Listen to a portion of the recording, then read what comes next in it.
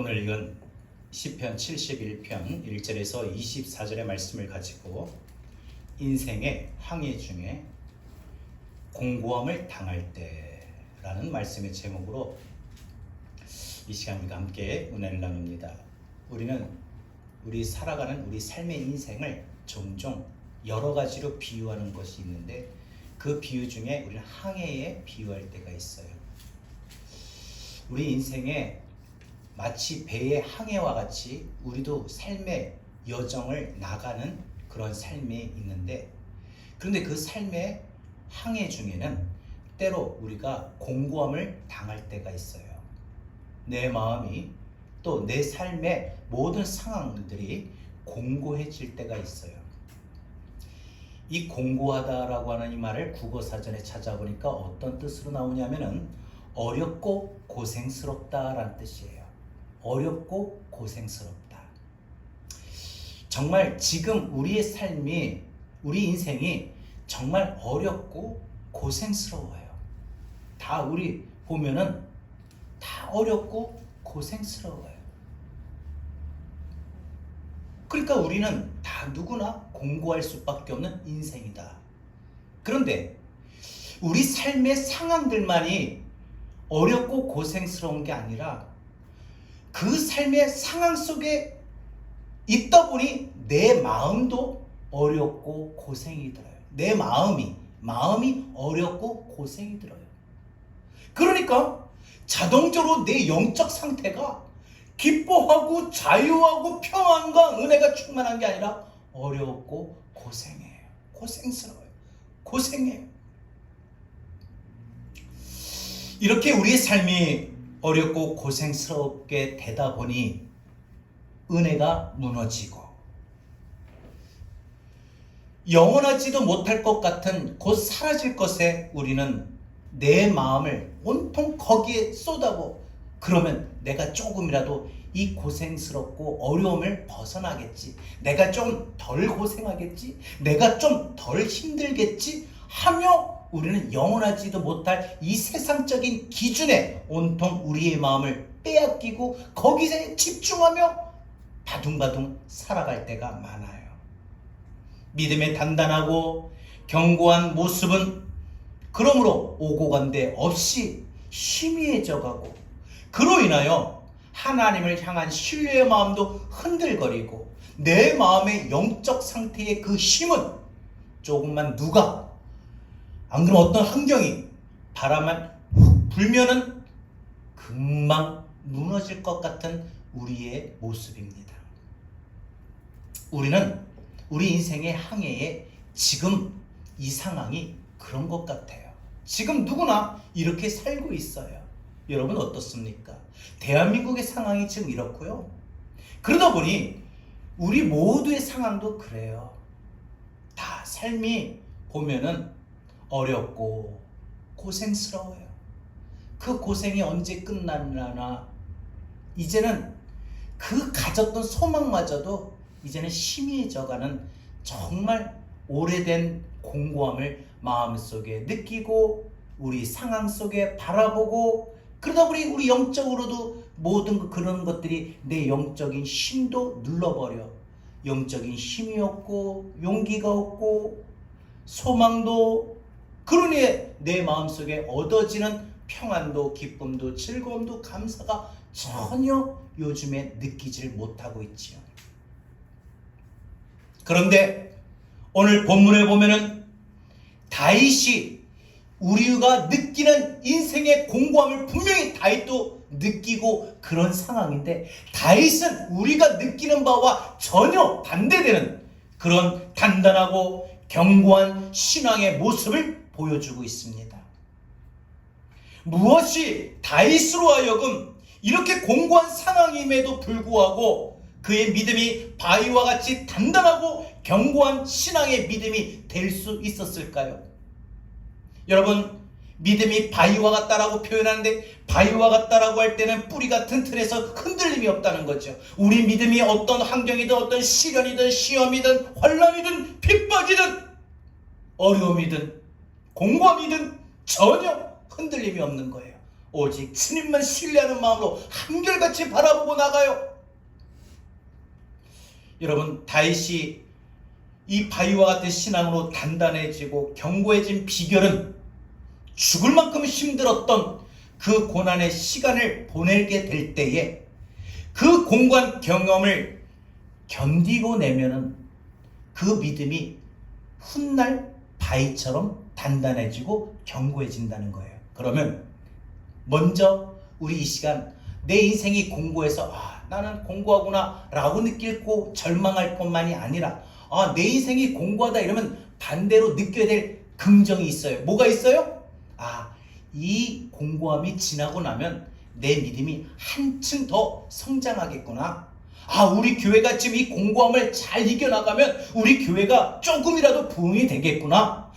우리 가정이 지금 이 공고한 상황인데 이 공고한 상황을 이겨나가면 우리 가정이 더 든든해지겠구나. 우리 자녀가 지금 공고한 시간을 보내고 있는데 이 공고함이 지나가면 우리 자녀의 앞길이 더 열리겠고 더 많은 선택할 수 있는 길이 보이겠구나 라는 소망의 그런 믿음의 확신을 우리는 가져보게 될 겁니다.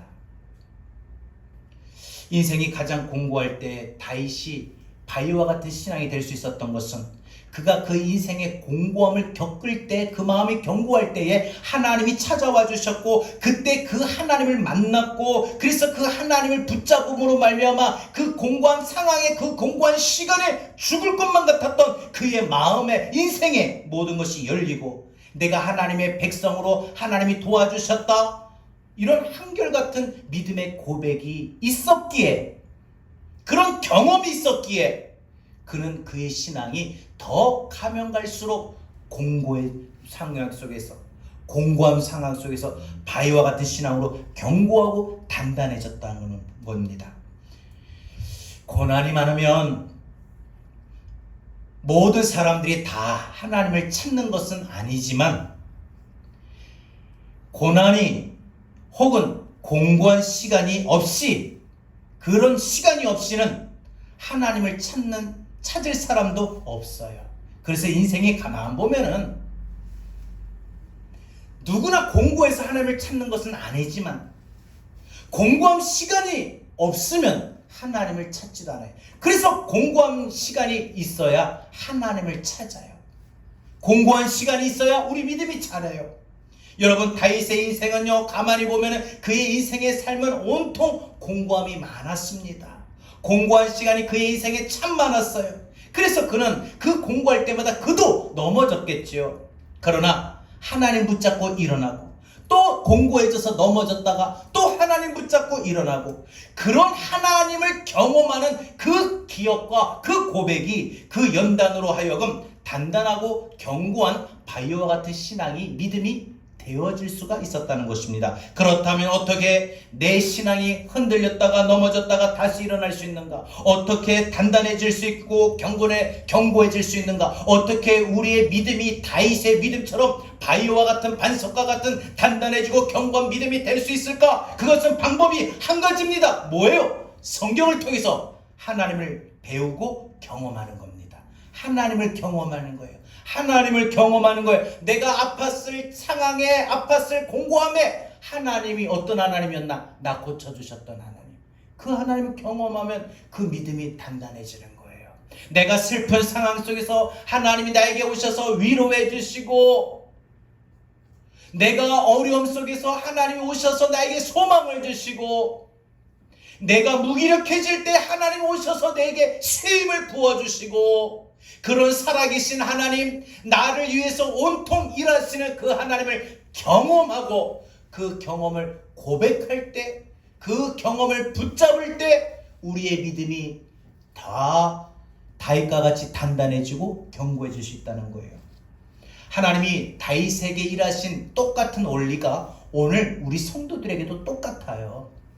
그러면 우리가 인생의 항해 중에 우리 살면서 공고함을 만날 때, 공고해짐을 느낄 때 정말 여러분에서 주어진 하루 24시간 그 일주일의 모든 상황, 모든 환경들이 정말 어렵고 고생스러울 때 그로 인하여 여러분의 마음도 믿음도 어렵고 고생스러워 공고함을 느낄 때 우리가 어떤 자세를 가져야 될까? 두 가지만 살펴볼게요. 여러분이 마음이 공고해질 때 여러분의 인생이 상황질이 지금 삶의 상황이 공고하다면 정말 어렵고 고생스러운 분들은 오늘 이 두 가지만 꼭 붙잡고 가세요. 그러면 오늘부터 다음 돌아온 주일까지 한 주간은 반드시 여러분의 상황이 달라질 건 없어요. 여러분의 마음이 달라질 건 없어요. 똑같을 거예요. 똑같이 공고함이 있을 거예요. 그러나 이깁니다. 이깁니다. 무엇을 붙잡아야 될까? 두 가지입니다. 오늘 첫 번째, 하나님은 날 버리지 않으신다는 확신의 믿음입니다. 하나님은 날 버리지 아니하신다. 여러분, 하나님이 날 버리지 아니하신다. 오늘 본문 17절 18절 다윗이 하나님 앞에 흔들림이 없는 신앙의 고백을 하고 있습니다. 뭐라고요? 하나님 나를 버리지 마십시오. 하나님 나를 버리지 마십시오. 여러분, 이 말은 어떤 말이에요? 이 말은요, 나를 혹 버리실지 모른다, 이런 의문과 의구심을 갖고 하는 말이 절대 아닙니다. 그 이후에 그가 뭐라고 고백해요? 내가 늙어서 머리카락에 하얀 서리가 내려서도 내 인생의 마지막 날 마지막 시간에 하나님은 그 순간까지 나를 버리지 않으실 줄로 믿습니다. 하나님 나를 버리지 마옵소서, 이 말은 반어법이에요. 즉 나를 버리지 마세요 이게 아니라 하나님은 내가 어떤 상황에 처해도 날 절대 버리지 아니하신다, 이런 굳건한 믿음이라는 거예요. 여러분, 이 믿음이, 이 마음의 자세가 어떨 때 필요할까요? 바로 공고함을 당할 때 이 마음을 가져야 돼요. 공고함의 상황이 있을 때 이 믿음을 붙잡아야 돼요. 하나님, 내가 정말 요즘에 너무 고생스럽고 너무 어렵고 힘이 드는데 하나님 날 버리지 않으실 줄로 믿습니다. 내 가정이 너무 고생스럽고 힘들어요. 내 자녀가 너무 고생하고 힘들어요. 내 부모가 너무 고생하고 힘들어요. 내 남편이, 내 아내가 너무 고생하고 힘들어요. 하나님, 우리 교회 목사님이 너무 고생스럽고 힘들어요. 하나님, 우리 성도들이 너무 고생스럽고 힘들어요. 하나님, 대한민국이 너무 고생하고 너무 힘들어요. 이런 상황에 하나님, 이런 상황이고 이런 순간이지만, 이런 공고함이 있지만 우리 절대 버리지 않으실 줄로 믿습니다. 이런 믿음이에요. 어떻게 보면 나를 버리지 마소서, 이거는 나를 지키실 줄로 믿습니다라는 더 믿음의 확신뿐만 아니라 더 간절함이 묻어나오는 그런 뜨거운 고백이라는 거예요. 주님, 나를 정말 버리지 마세요. 간절함이라는 거죠. 믿음의 확신만 있는 게 아니라 더 거기에서 주님을 의지하고 주님 나를 붙잡아 달라는 그런 간절한 고백 아닐까요? 여러분, 우리가 몸이 아파요, 이런 믿음의 자세 가져야 됩니다. 주님, 나 여기저기 아픈데 나 버리지 마세요. 이 말은 나 꼭 이 아픔 속에서, 이 질병에서 지켜주세요, 함께 해주세요, 도와주세요, 고쳐주세요, 이거 아닙니까? 자녀 때문에 눈물을 흘리고 기도합니까? 하나님, 내 자녀의 앞길이 도대체 길이 열리지 않고 보이지 않고 어떤 선택을 내 자녀가 해야 되고 난 부모로서 내 자녀의 선택에 어떤 영향을 줘야 됩니까? 길이 안 보여요. 주님, 내 자녀를 버리지 마세요. 이 말은 주님, 내 자녀를 붙들어 주세요, 도와주세요, 지켜주세요. 그의 걸음걸음을 인도하시고 그의 길들을 열어주시옵소서. 이런 간절한 바람 아닐까요? 주님, 우리 교회를 버리지 마세요. 이 말은요, 하나님, 코로나로 해서 우리 성도들이 지금 모든 성도들이 참 몸이 아픈 성도들이 많은데 그로 해서 나오지 못하고 자리가 비어있는 자리가 참 많은데 하나님, 우리 교회 버리지 마세요. 이는 우리 교회가 이런 상황에 힘이 들고 어려운 상황이지만 하나님, 우리 교회를 더 하나님의 은혜로 붙들어 주시고 세워 주실 줄 믿습니다. 이런 고백 아닐까요? 여러분, 다윗이 주님 나를 버리지 마옵소서, 하나님 나를 버리지 마옵소서, 이 고백은 3000년 전 다윗이 했던 고백이나 오늘 이 시대에 살아가는 우리 모든 성도들이 오늘 이 시대도 똑같은 고백입니다. 똑같이 공고함을 당해서 그 마음이 무너지고 삶이 무너지고 인생이 무너지고 건강이 무너지고 꿈이 무너졌을 때 다시 일어나기를 바라는 사람들이 해야 할 가져야 할 자세입니다. 몸이 아프십니까? 꿈이 무너졌습니까? 마음이 흔들립니까? 기쁨도 어디로 가고 없어졌습니까? 소망이 없습니까? 평안이 없습니까? 감사가 없고 오직 불평하고 원망만 있습니까? 지금 바로 이런 자세 갖고 이런 믿음을 가져야 됩니다. 왜요? 이 믿음이 바위와 같고 반석과 같은 마음이고 믿음이 되기 때문인데, 그 이유가 17절에 나옵니다. 주님은 나를 어려서부터 교훈하셨으므로. 다윗은요, 왜 주여 나를 버리지 마옵소서, 이 말을, 즉 주님, 내가 이런 공고한 상황에 지금 있는데, 처해 있는데 주님이 나를 버리지 않고 나와 함께 하시고 나를 지금 이 상황 속에서 저 원수들 앞에서 나를 지켜주실 줄 믿습니다. 이런 담대한 믿음의 고백을 할 수 있었던 이유는, 그가 17절에서 주께서 어려서부터 나를 교훈하셨다, 이 말은 내가 어렸을 때부터 양들을 치고 목동에 일을 할 때에 많은 사자와 곰과 모하는 짐승들 앞에서 내 양을 지키시고 내 목숨을 지키시고, 골리앗 앞에서 내 믿음을 지켜주시고 내 생명을 지켜주시고 이스라엘의 생명을 지켜주셨던 그 하나님의 일하심을 경험했기 때문에 지금도 이런 믿음의 고백을 또 담대히 할 수 있는 거예요. 왜? 어떤 확신이에요? 버리지 마세요. 이거는 의문이 있는 게 아니에요. 의구심이 있는 게 아니에요. 의심하는 마음이 아니에요. 오히려 더 반대로 확신이에요. 이런 상황이 있어도 주님이 나 버리지 아니하시고 나 분명히 지켜주실 거예요. 이런 확신이라는 거예요. 왜 이런 확신이 나오느냐? 하나님 경험하는 게 많으면 많을수록 많은 사람들은 하나님의 경험을 떠올려서 이런 믿음의 고백을 할 수 있는 거예요. 주님, 나를 버리지 않으실 줄로 믿습니다. 하나님을 경험했을 때 그게 하나님이 고쳐주셨구나. 하나님이 길을 열어주셨구나. 하나님이 함께 하셔서 이 문제가 해결이 되었구나. 하나님이 역사하셔서 이런 좋은 일들이 은혜가 일어나게 되었구나 라고 고백하는 거. 여러분, 이게 내 일상생활 속에서 이루어지는 일들과 하나님의 일하심을 똑같이 개입하고 맞추는 게 뭐냐? 신앙의 응집력이라고 말합니다. 신앙의 흡수력이라고 말합니다. 여러분, 다윗의 신앙의 응집력, 흡수력은 뭐냐? 주님이 자기에게 보여주셨던 놀라운 일들이, 그래서 그 일들이 벌어졌을 때마다 그게 하나님이 하셨던 일들로 연결시켰던 능력이었다는 거예요. 그래서 다윗의 응집력, 다윗의 흡수력은 뭐였느냐? 믿음의 흡수력은 뭐였느냐? 내가 아버지 양들을 칠 때 사자가 양을 뺏으러 죽이려고 달려들고 곰들이 달려들 때 나는 막대기밖에 없었는데 신기하게도 하나님이 막아주시고 내 양들을 지키시고 내 아버지 양들을 지켜주시고 내 목숨을 하나님이 지켜주셨다. 3m가 넘는 그 거구 골리앗 앞에서 나도 무서웠지만, 속으로 무서웠지만 하나님이 그 골리앗 앞에서 나를 지켜주시고, 내가 어찌 물맷돌로 저 거구 골리앗을 이길 수 있고 물찌를 수 있겠는가, 죽일 수 있겠는가? 이건 내가 한 게 아니다. 하나님이 하신 거다. 그러니 여러분, 내 모든 일들 속에서 벌어지는 일들의 결과가 하나님이 하신 거다. 하나님이 하신 거다. 이렇게 끼워 맞추는, 개입하는 게 신앙의 응집력이요, 신앙의 흡수력이라는 거예요.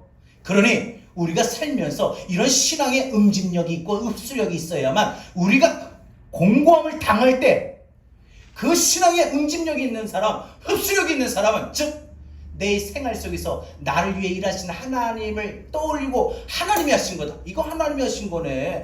이거 하나님이 하신 거네 하고 하나님의 일하심을 자기의 생활 속에서 맞추는 사람은, 퍼즐 조각처럼 맞추는 사람은, 그 사람이 공고함에서도 바위와 같은 단단하고 견고한 믿음을 유지할 수 있는 사람입니다.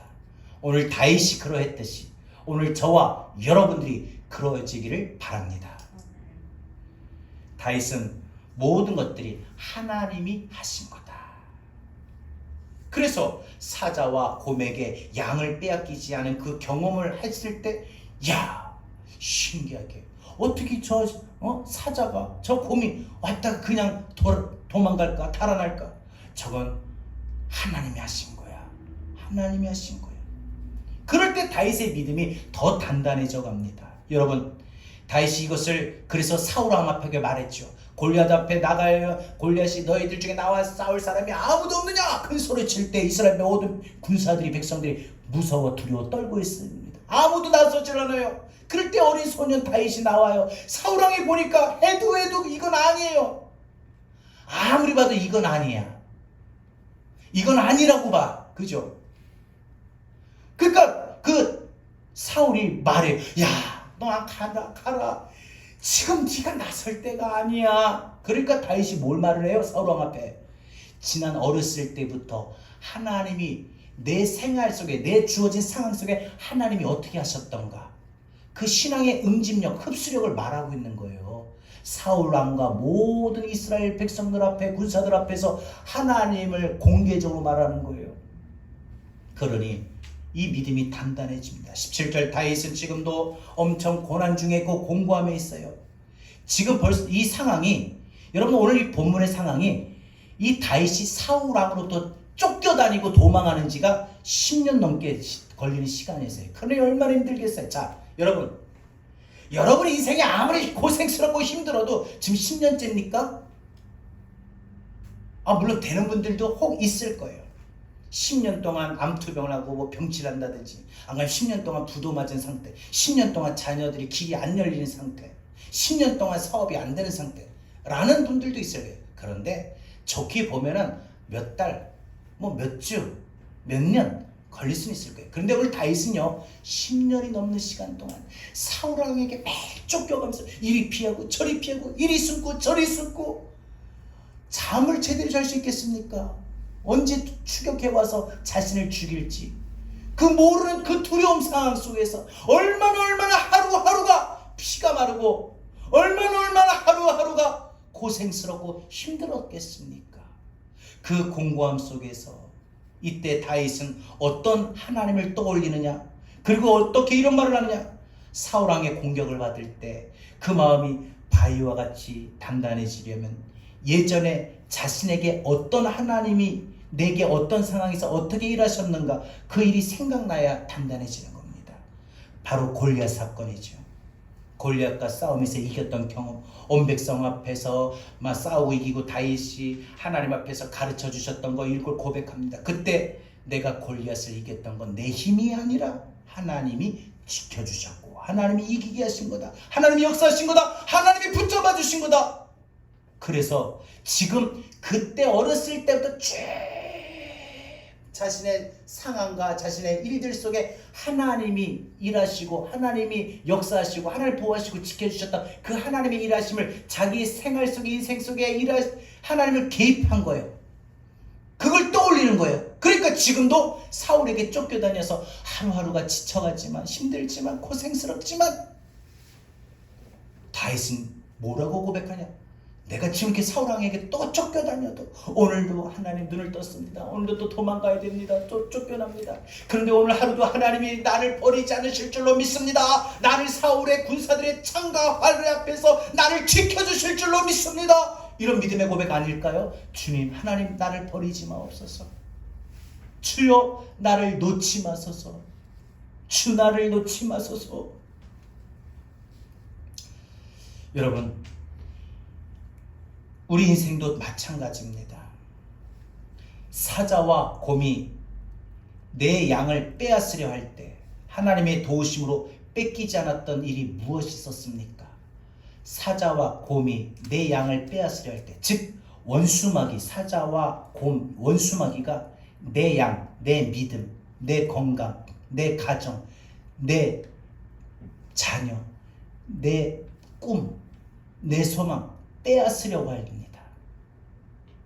근데 그때마다 하나님이 나를 지켜주셨어요. 내 양을 빼앗기지 않게 하셨어요. 그 일이 무엇이 있습니까?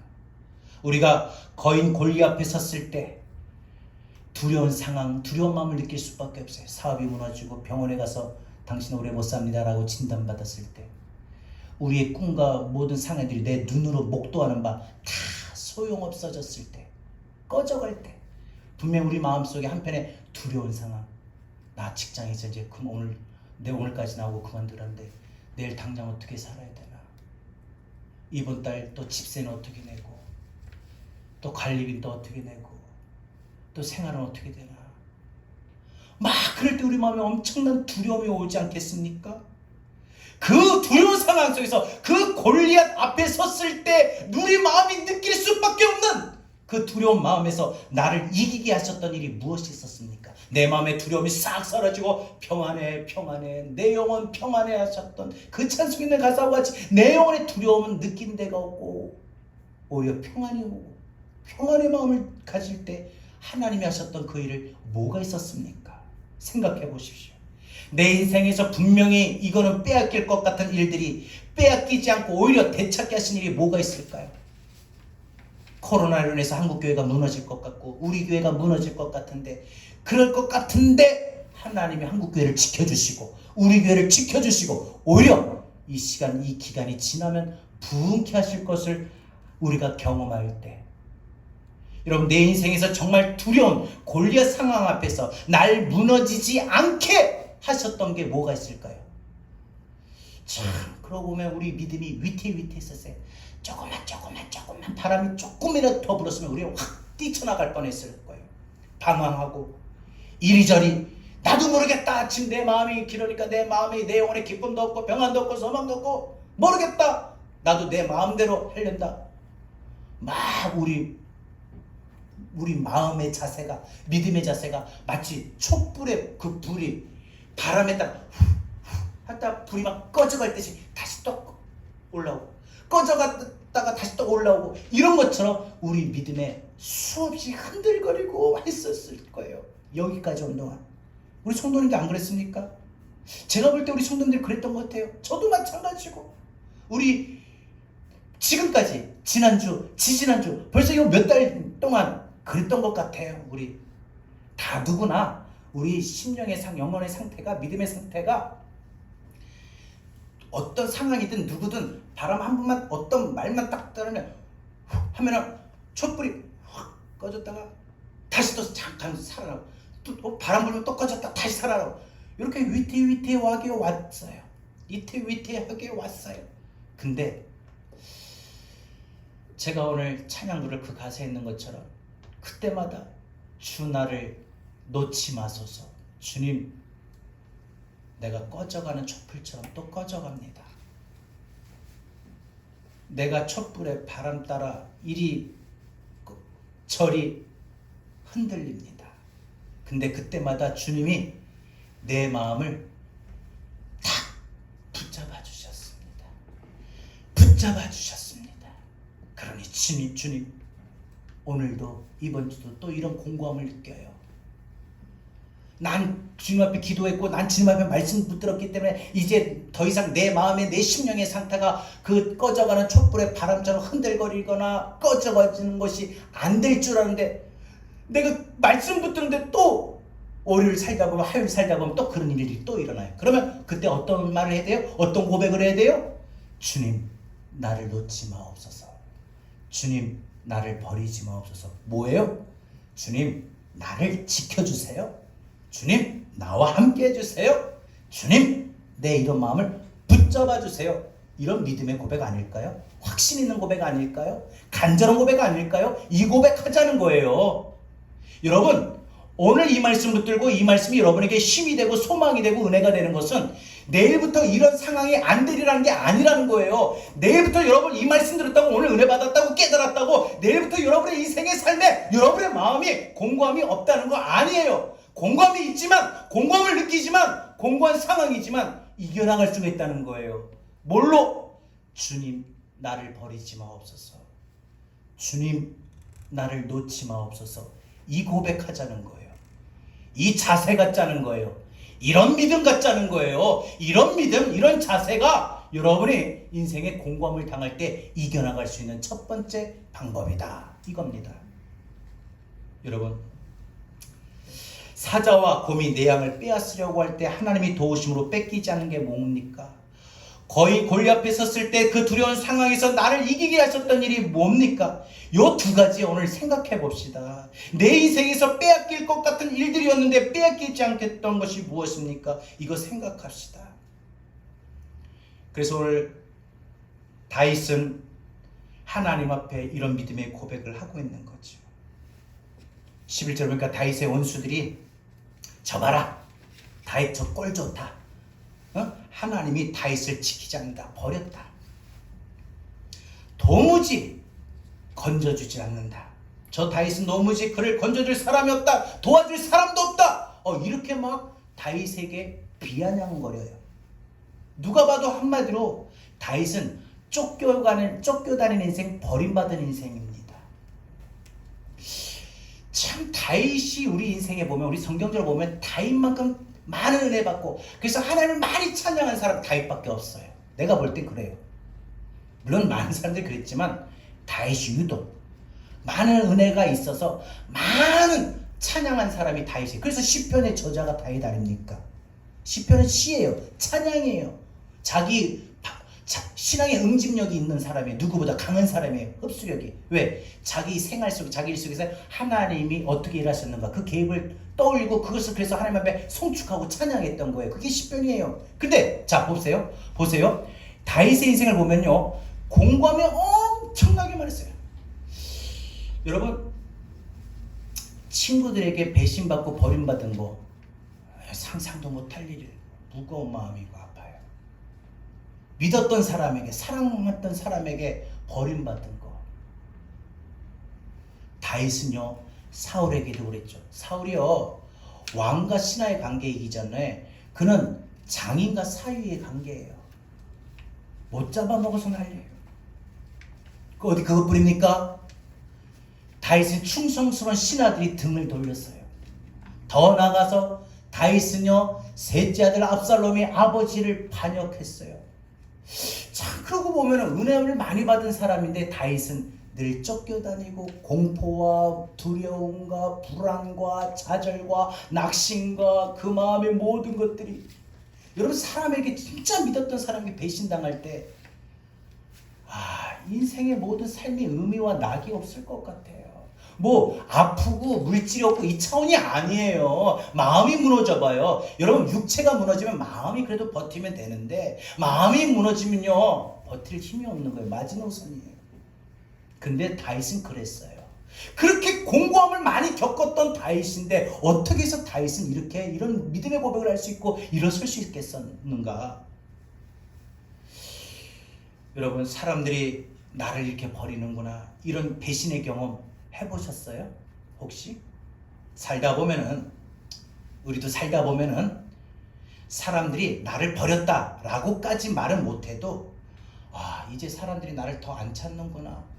저번에는 내가 필요한 사람이서, 내가 그토록 필요한 사람이서 틈만 나면 날 그렇게 찾았는데 이제 날 안 찾네.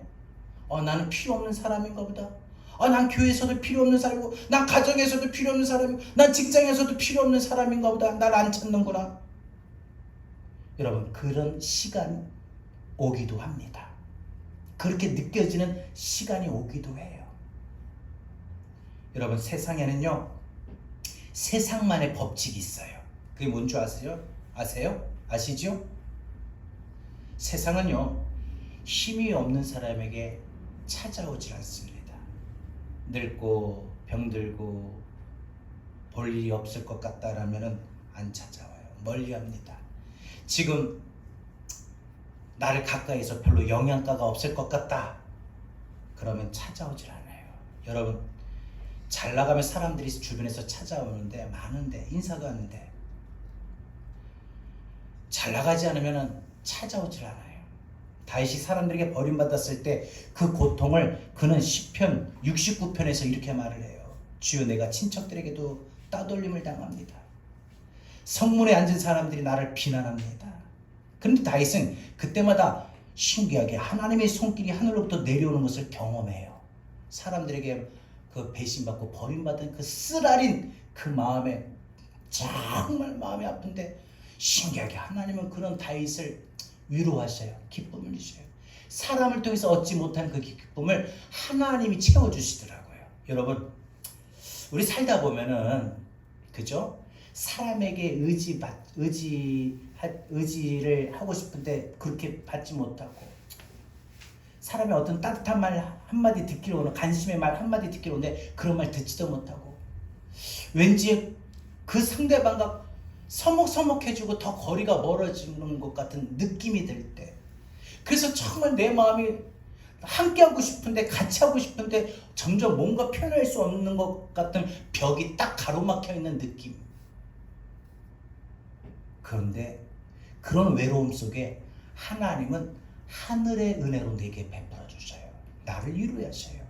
그래서 내가 사람에게 얻지 못하는 즐거움과 위로와 행복과 그 기쁨을 하나님이 대신 채워주셔요. 하나님으로부터 받읍시다. 하나님으로부터 받읍시다. 여러분, 다윗이 그랬다는 거예요. 그렇게 죽을 만큼 그런 시간에, 그래서 그 마음이 살아나는 경험을 해요. 사람들에게 배신을 받아 마음이 죽어가지만 하나님 그를 다시 살려요. 지금까지 그래서 하나님이 내게 놀라운 일들을 행하셨습니다, 이런 고백을 합니다. 그러면서 그의 믿음이 어떻게 돼요? 점점 공고한 일을 만나는데 오히려 꺼져가는 게 아니라 희미해져가는 게 아니라 무너져가는 게 아니라 그 믿음이 더 단단해져요. 견고해져요. 여러분, 누가 이런 확신이 들 수 있습니까? 여러분, 이번 한 주간 내 삶 속에서 하나님이 날 버리지 않으셨다, 날 놓지 않으셨다, 이 고백이 누적되어 있어 왔습니까? 한 주간 그 고백을 많이 하셨어요? 그 일들이 많이 있으셨어요? 사자와 곰의 발톱에서 여러분의 것을 지켜주셨던 것, 골리앗 앞에서 여러분 마음을 지켜주셔서 두려움과 불안과 염려와 좌절 속에서 여러분 마음을 지켜주셨던 것, 이 경험과 이 고백이 반복되고 쌓이면 여러분의 믿음이 누적이 되는 거예요.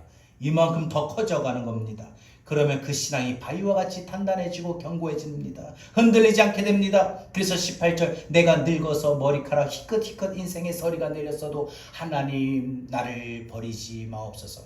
쉽게 말해서 어릴 때부터 나를 지켜주셨사오니 내가 머리가 하얀 백발이 돼서 늙은 나이가 돼서 심지어 죽을 나이가 될 때까지도 하나님이 나를 어떤 상황에서도 버리시지 않으실 줄로 나는 믿습니다. 왜? 어릴 때부터 경험했거든요. 어릴 때부터 하나님 교훈하셨다고 했어요. 어릴 때부터 배웠다고 했어요. 어릴 때부터 하나님의 일하심을 경험했어요. 그 신앙의 응집력이 쌓인 거예요. 신앙의 흡수력이 커진 거예요. 다윗은요. 여러분도 신앙생활하면서 신앙의 응집력이 쌓여야 돼요. 신앙의 흡수력이 쌓여야 되고 커져야 돼요. 하나님, 지난날 여러분 생활 속에서 하나님 경험했던 게 커져야 돼요. 아팠을 때, 수술방 들어갈 때 하나님이 지켜주시고 함께 하시고, 문제를 만났을 때 그때마다 여러분 마음을 지켜주셨고 문제를 해결해 주셨고, 큰 건 아니지만 적절하게 그때마다 하나님이 고비고비 위기와 어려움을 넘기게 해주셨던 거, 하나님의 은혜 아닙니까? 하나님이 하신 거 아닙니까? 이 경험, 이게 누적이 되고 쌓이면 이게 신앙의 응집력이고, 이것 때문에 여러분 인생의 공고함을 만나도 또 느껴도 당해도 이것 때문에 이겨나갈 수 있는 겁니다. 마지막 두 번째, 우리가 인생의 공고함을 당할 때 우리가 또한 두 번째 가져야 될 마음의 자세, 믿음의 자세는 무엇이냐? 하나님은 나를 더 창대하게 하신다. 하나님은 나를 더 창대하게 하신다. 하나님은 나를 더 잘되게 하신다. 제가 저녁 기도회 때마다 우리 교회를 이렇게 바라보면은, 뭐 주일날도 마찬가지고요. 교회가 더 창대해져야 되는데 그렇지 못할 때 마음속에 느껴오는 절망감이 있어요. 그런데 우리가 바라보는 시각은 분명히 틀린 건 아니에요. 그러나 그것이 무엇인지 아세요? 인간의 시각이고 인간의 시야예요. 그러나 우리가 믿음의 시각으로, 믿음의 시야로 본다면 지금 이 상황이지만, 지금 여러분에게 주어진 상황이 이렇고 이런 환경이지만 하나님은 나를 창대하게 하실 거다. 더 잘되게 하실 것이다. 더 부흥하게 하실 것이다. 내 자녀를 더 형통하게 하실 것이다. 지금 내 자녀가 하는 게 없어요. 빈둥빈둥 놀아요. 공부하는 것도 아니고 직장 다니는 것도 아니고 결혼하는 것도 아니고, 남들은 지금 결혼해가지고 애를 많이 하고, 동창들은 벌써 자기 아들 딸 결혼한다고 연락이 오고, 근데 내 아들 내 딸은 결혼할 사람도 없고 결혼할 생각도 없고 그렇다고 직장이 든든하냐? 직장도 없어요. 맨날 백수. 아침에 일어나는 게 오후 2시 일어나고 저녁에 자는 게 새벽 7시 일어나고 자고 누가 봐도 속이 터질 것 같은 그런 상황에 내 자녀 내가 바라보는 시각 시야는 꿈이 없어요. 기대가 없어요. 내 자식이라도 정말 해도 너무한다. 내 자식이지만 너무한다. 저게 어떻게 살까 걱정이 되고 암울합니다.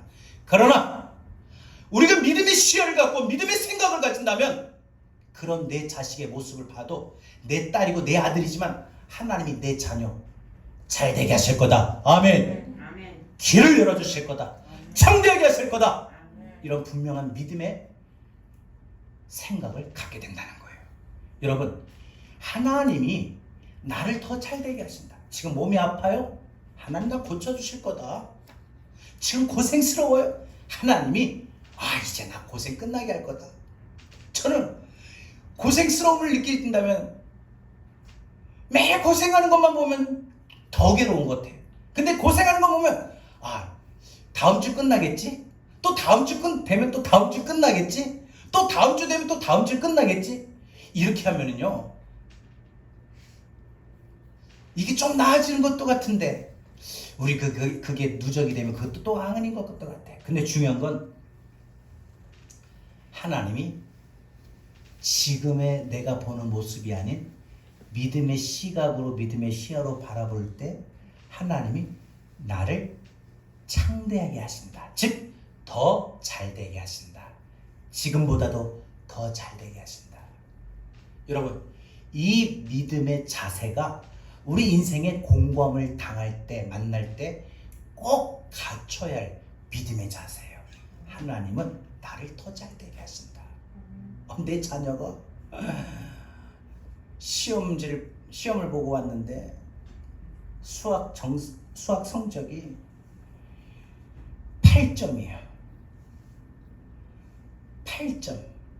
차라리 빵점 맞는 게 낫지. 그 두 문제 못하러 맞추나. 화가 나요. 그런데 하나님은 내 자녀 지금은 8점이지만 나중에 80점도 맞게 하실 거고 100점도 맞게 하실 것이다. 이런 분명한 믿음의 자세를 갖춰야 돼요. 남편을 봐도 아내를 봐도 건강을 봐도 물질을 봐도 가정을 봐도 지금 우리 교회를 봐도 한국 교회를 봐도 대한민국을 바라봐도 여러분 지금보다 하나님이 나를 더 잘되게 하실 거다. 그래서 창대하게 하실 거다. 여러분 이 창대하다는 말이 또 많이 나오죠. 여기서 8장 7절에 내 시작은 미약하였으나 내 나중은 심히 창대하리라. 하나님 약속하신 건데 왜 믿지 못합니까? 지금 그 상황만 봐서 그래요. 말씀은 개입하지 않고 내 생각 내 판단만 보니까 교회가 이렇구나 무너지는 거예요. 제가 그랬잖아요. 5명 앉으면 50명으로 보고 500명으로 보고 10명 앉으면 100명으로 보고 1000명으로 보고 그렇게 믿음으로 바라보는 거에 따라 하나님이 채워주셔요. 여러분 우리 믿음의 삶이 그와 같아야 됩니다. 나를 더 잘되게 하실 거다. 아픈 몸의 상태만 보지 마세요. 나를 고쳐주시고 나를 회복시켜주시고 나를 낫게 하실 그 하나님을 바라보세요. 21절 나를 더욱 창대하게 하시고 돌이키사 나를 위로하소서라고 다윗은 고백하고 말합니다. 주께서 나를 전에보다 더 잘되게 하시고 다윗이 단단히 붙잡고 있던 신앙이 뭐였습니까? 내가 주님을 붙들고 가는 한 주님이 내 인생 반드시 더 창대하게 할 것이다. 잘되게 할 것이다. 그렇지 않았습니까? 그래서 성경의 말씀 보니까 나중에 어떻게 해요? 사울의 집은 점점 망하게 하셨고 다윗의 집은 점점 흥황하게 하셨더라라고 하지 않았습니까? 여러분 그리고 하나님이 나를 위로해 주실 거다. 여러분 분명히 이거 꼭 기억하세요. 하나님은 두 가지예요. 두 번째 나를 잘되게 하실 뿐만 아니라 나를 위로하신다. 위로. 사람들은요 공고함을 당할 때, 꿈이 무너질 때, 슬플 때, 괴로울 때, 어려울 때, 좌절할 때, 불안할 때, 힘들 때, 고생스러울 때 가장 필요한 게 뭔지 아세요? 위로예요. 근데요 그 위로가요 참 얼마나 귀하냐면은 아무도 반겨주지 않는데 혼자 외로움 속인데 집에 딱 불 켜고 딱 들어오는데 강아지가 와가지고 막 꼴 막 흔들어대 하고 막 안겨요. 얼굴 막 이리저리 막 화이트고. 세상에 그때 직장에서도 아무도 위로해주지 않고 뭐 아무 친구도 위로해주지 않는데 이 강아지가 날 위로해준다 하면서 이 강아지를 안고 그 강아지 꼬리치는 거에 얼마나 위로가 되는지 눈물 펑펑 흘리고 하는데, 여러분, 사람은 위로가 필요한 것 같아요. 그런데 그 사람의 위로보다 더 크신 하나님의 위로가 있다는 거. 근데 여러분, 하나님은 분명히 약속하셨어요. 우리 하나님은 긍휼의 하나님이라고 했어요. 긍휼이 왜요? 위로예요. 보혜사 성령님이 위로의 성령님이에요. 우리를 위로하셔요. 왜? 내 사랑하는 딸, 내 아들, 내 딸. 여러분, 자녀가 아파서 울고 속상해봐요. 엄마 마음이 어때요? 아빠 마음이 어때요? 부모 마음이 어때요? 위로해주고 싶잖아요. 위로하고 싶잖아요. 하나님의 마음이 그와 같다는 거예요. 여러분, 근데 우리 마음이 괴롭고 힘들고 불안하고 염려하고 막 아플 때 하나님이 나를 위로하셔요. 다윗이 오늘 그걸 고백하고 있잖아요. 하나님 나를 잘되게 하실 뿐만 아니라 나를 위로하실 거다. 나를 위로하실 거다. 다윗이 받았던 젊은 시절의 고난이 뭐예요? 다윗은 어릴 때부터 젊은 시절부터 따돌림, 조롱, 수치, 비난, 소외됨, 배신, 이 공고한 시간이 그의 인생에 상당히 많았어요. 죽는 순간까지 다윗은 그랬던 것 같아요. 쫓기고 버림받고 배신당하고. 근데 이거 다 어떻게 해주신다고요? 하나님이? 이거 다 어떻게 해주신다고 다윗이 확신 있게 믿음의 자세, 믿음의 각오를 해요? 이런 사람들로 받은 상처 때문에 위로라는 거 아예 전혀 없는 사람의 인생인데 하나님이 이거 다 위로해 주신다고 했어요. 다 위로해 줄게. 내가 너 위로해 줄게. 네 남편 너 위로하지 못하지? 네 자식이 지금 너 위로하지 못하지? 네 형제인데 너 위로하지 못하지? 목사님이 너 지금 위로 못하지? 옆에 있는 구역장이 위로 못하지? 괜찮아. 내가 너 위로하잖아. 하고 하나님의 위로가 있어요. 오히려 하나님의 위로가 더 커요. 그래서 우리 마음이 힘들 때 사람에게 위로 못 받았다고 더 섭섭해서 막 속상해하지 마시고 차라리 하나님 앞에 나와서 엎드려 우세요. 그러면 하나님의 따뜻한 위로가 막 느껴요. 막 나를 마치 안아주시는 것 같고 등을 두드려 주셔요. 내 딸아, 내가 너 아픔을 아노라. 네 마음 알아. 하고 우리 마음을 위로해 주시는 것 같아요. 다윗이 그랬다는 거예요. 그래서 다윗을 가만 보면 그의 인생의 젊은 시절부터 쭉 그의 인생이 죽을 때까지 이런 것밖에 없었어요. 그의 인생에. 제가 생각해 볼 때 다윗은 은혜가 많았냐? 고난이 많았냐? 이게 비슷한 것 같아요. 그래서 고난이 많았기 때문에 은혜도 많았던 게 아닌가 이런 생각도 들어요. 맞죠? 근데 그 많은 인생의 그 공고한 시간에 하나님이 어떻게 해주신다? 위로해 주신다. 자신이 그걸 확신해요. 나 사람에게 버림받았지만 괜찮아. 하나님 위로해 주시면 되지 뭐. 이것도 아닙니까? 사람들이 따뜻한 말 못했다고 속상해하지 마세요. 괜찮아. 하나님이 나 대신 따뜻한 말 해주면 돼. 이러면 되잖아요. 할렐루야. 사람들이 눈길 한번 안 줘. 관심도 없어. 괜찮아요. 뭘 섭섭해요. 뭘 속상해요. 한두 번입니까 어디? 이렇게 생각하세요. 하나님이 나를 초점만 맞춰주신대. 하나님이 나만 이상하게 부담스럽게 나만 보시는데 그거 못 느낍니까? 여러분, 사람은 왜 사람의 눈길 보려고 그래요? 우리 성도들도 보면은 목사님들이 그래요.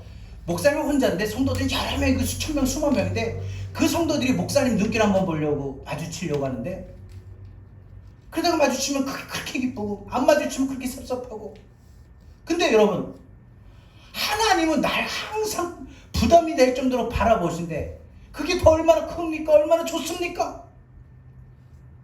우리 인생에서 다윗은 이런 공고한 인생의 많은 일들 속에 하나님의 위로가 있었다.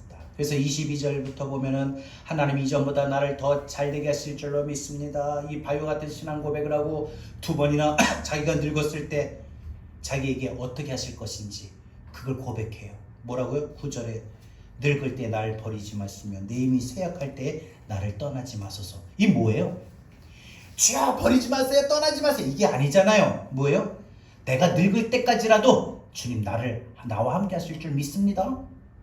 내가 내 힘이 쇠약해져도 내 인생에 별 볼 일 없어져도 주님 나를 붙들고 지켜주시고 함께 하실 줄로 믿습니다. 사람들은 다 떠나도 주님만큼은 나와 함께 하실 줄로 믿습니다. 이거 아닙니까? 18절에 내 머리카락이 희끗희끗 백발이 될 때도 나를 버리지 마시고 더 잘되게 하실 줄로 믿습니다. 그래서 이것을 다윗은 믿고, 그래서 이제부터 그런 확신 속에 공감이 있었지만 그 확신 속에 했던 게 뭐예요? 찬양이에요. 22절부터 24절까지. 그래서 그는 지금 예배에 집중해요. 자, 오늘 제가 이제 결론을 이제 조금 말씀드리기 전에 우리 인생의 다윗을 통해서 우리 인생의 풀스토리를 말씀드릴게요. 인생에 공고하면요, 흔들리고 무너져요. 두 가지예요. 무너지고 흔들리는 게 있고 이기는 게 있는데, 이기는 거는 신앙의 응집력, 흡수력, 하나님의 경험을 개입하는 거예요. 근데 이것을 가지고 우리가 두 가지 확신, 하나님이 나를 버리지 않으신다. 아멘. 하나님이 나를 더 잘되게 하신다. 아멘. 이거를 붙드는 거예요. 그러면 그 이후에 공감이 있어서 내가 찬양도 안 나오고 기도도 안 나오고 요즘 통 말씀대로 예배 은혜를 못 받아요. 예전 같지가 않아. 우리 성도들 어떻습니까? 저는 어떻습니까? 우리 한국교회는 어떻습니까? 예전 같지가 않을 거예요. 아마 느껴요. 느껴지죠? 자신이 느껴질 거예요. 내가 예전 같지 않다. 그런데 인생의 공감 속에 두 가지를 갖추면은 그 다음에 찬양이 돼요. 그 다음에 은혜가 돼요. 기도가 돼요. 그래서 22절 24절까지 다윗이 이제 그때부터 집중해. 공감 끝났다. 끝. 이제 난 예배 집중 해서 완전히 예배 집중하는데 어떻게 합니까? 그가 찬양을 준비합니다. 찬양할 때 어떻게 해요? 악기를 준비해요. 22절을 보니까 그가 준비했던 악기가 뭐예요? 비파와 수금이. 하나님을 감동시키고 하나님 앞에 찬양을 하고 모든 찬양팀을 세우고 성가대 지휘자를 세우고, 그러면서 23절에 그 뭐라고 말을 해요? 내가 주를 찬양할 때에 내 입술에 즐거운 노래가 가득하고 나의 영혼이 즐거워하리다.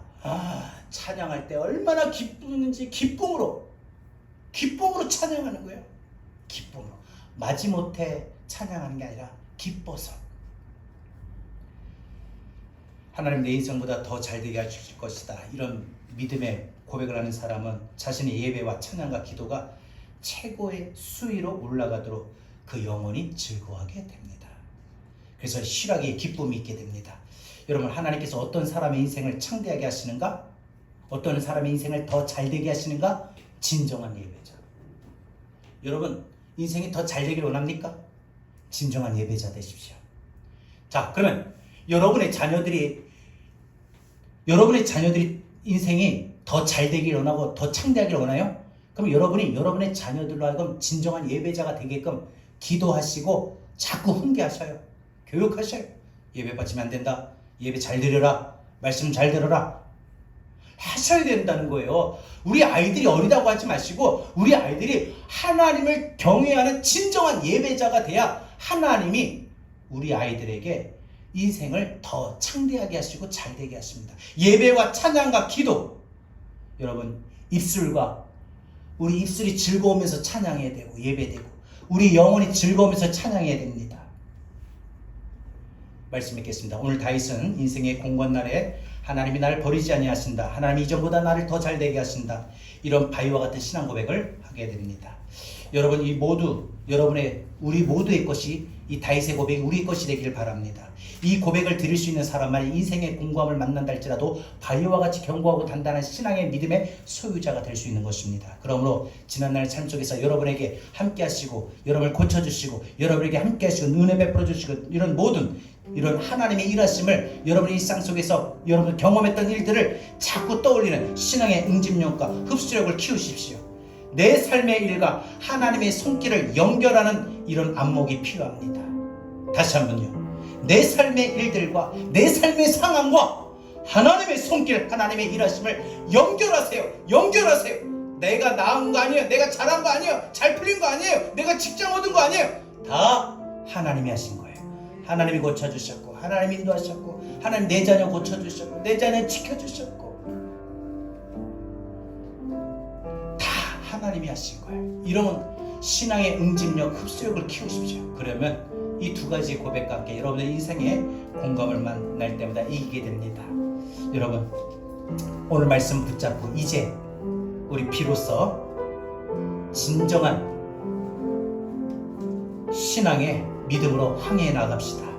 우리가 살아가는 우리 이 세상 깊고 넓은 바다로 우리 이제 나갑니다. 또 변함이 없는 그런 힘들고 고생스러운 상황들의 일이 또 우리 앞에 기다리고 있어요.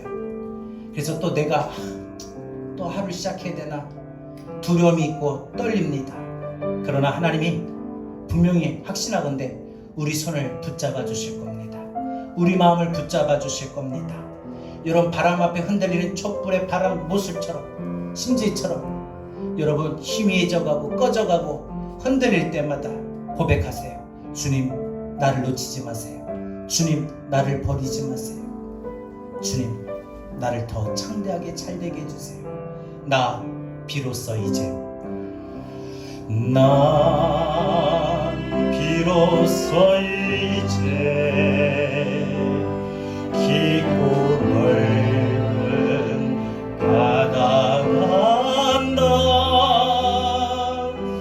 두려움에 떨고 있는 내 손을 주는 결코 놓치지 않으셨다. 나 비로소 이제 폭풍을 뚫고 간다. 비바람에 흔들리는 나약한 나를 잡아 주시는 그분은 나의 주님. 주 나를 놓지 마소서.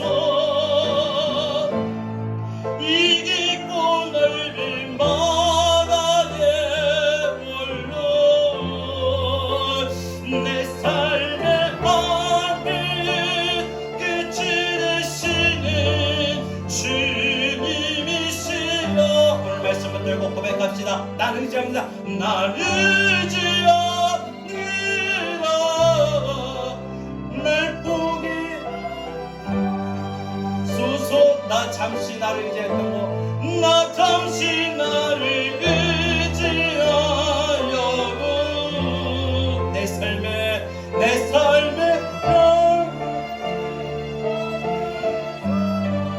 주시옵소서. 우리 다같이 오늘 말씀 붙잡고 우리 시간 함께 기도합니다. 하나님, 그렇습니다. 우리가 살아가는 우리 삶의, 우리 인생의 항해에 또 나갑니다. 내 삶의 모든 지금 처한 상황들과 환경들이, 그로 인하여 내 마음에 느끼는 모든 것들이 정말 고생스럽고 힘듭니다. 어렵고 힘들고 고생스러운 모든 상황과 모든 마음들 속에 나는 공고함이 가득하여 바람 앞에 흔들리는 촛불 모습처럼 꺼져갔다가 다시 일어나고 이리저리 흔들립니다. 하나님 앞에 나와 예배드리고 말씀을 붙잡았지만, 기도를 하고 찬양을 하지만 또 한 주간 살아갈 일들이 때로 두려움을 갖게 합니다. 내가 이길 수 있을까?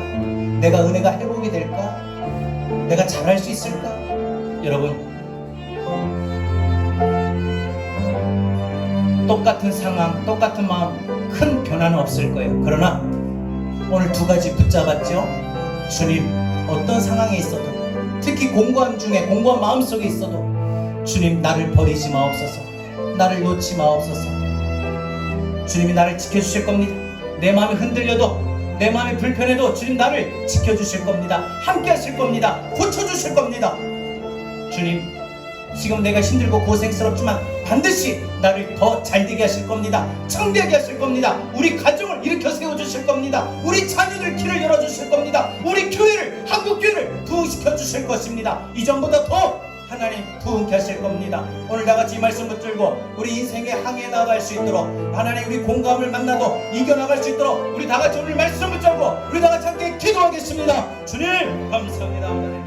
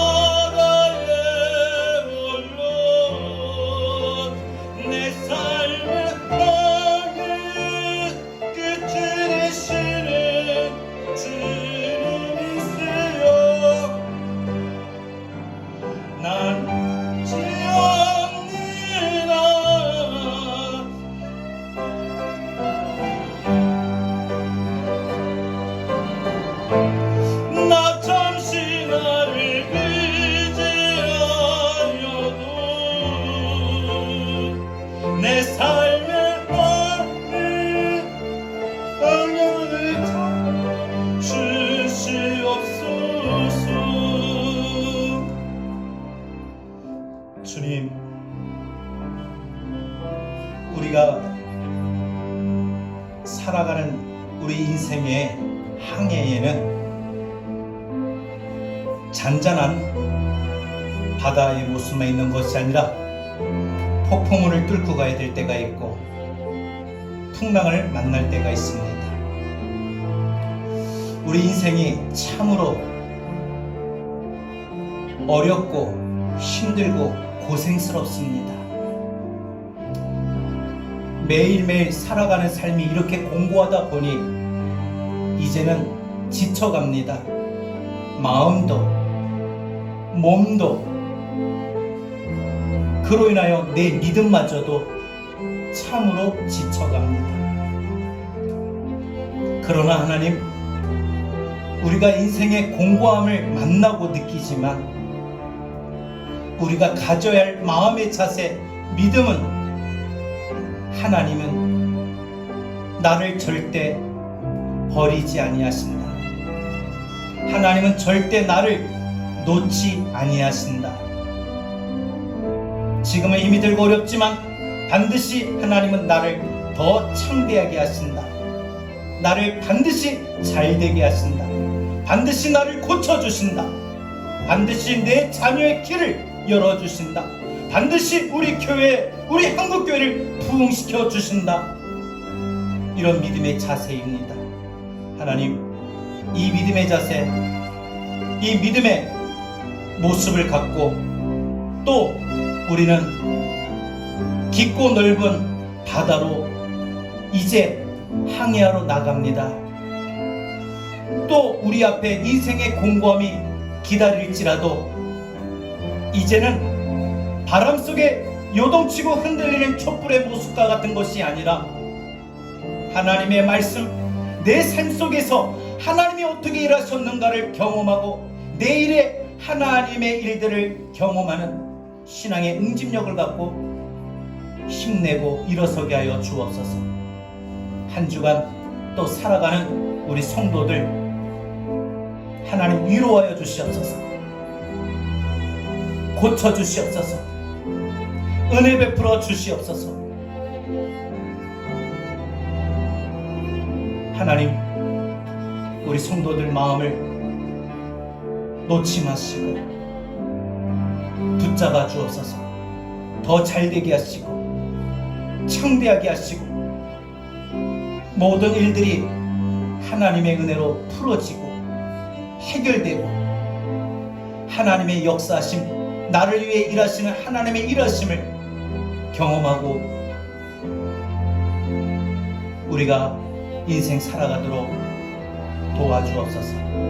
내 삶의 힘이 되시는 주님, 이 시간 의지합니다. 그동안 나의 모든 상황, 나의 모습을 잠시 의지했던 거 용서하시고 이제 내 삶의 항해에 내 바라보는 시야의 방향을, 생각의 방향을, 판단의 방향을 하나님 붙잡아 주셔서 하나님께로 바라보게 하시고 하나님께 방향을 붙잡고 나가게 하여 주옵소서. 그래서 하나님이 나를 버리지 아니하시고 나를 놓치지 아니하시고 나를 더 잘되게 하시고 나를 형통하게 하신다. 이 믿음으로 이번 한 주간 또 승리하며 살아갈 수 있도록 우리 성도들 붙잡아 주옵소서. 한국교회를 붙잡아 주옵소서. 대한민국 이 나라의 민족을 붙잡아 주옵소서. 이제는 우리 주 예수 그리스도의 은혜와 하나님의 극진하신 사랑하심과 보혜사 성령님의 감화 감동 내주 교통하신 은혜가 인생의 항해 속에 공건이를 당할 때마다 하나님 나를 버리지 마옵소서. 하나님이 나를 버리지 않고 나를 붙잡아 주시고 하나님 나를 이전보다 더 잘되게 하신다는 믿음의 확신을 갖고 우리 인생의 항해를 나아가는 우리 사랑하는 모든 성도들 머리 위에 흔들고 요동치는 지금의 현실 속에 놓여있는 우리 한국교회와 대한민국 이 나라 이 민족 위에 우리 교회 전체 위에 전 세계 모든 민족 위에 이제로부터 영원토록 함께 있을지어다. 아멘.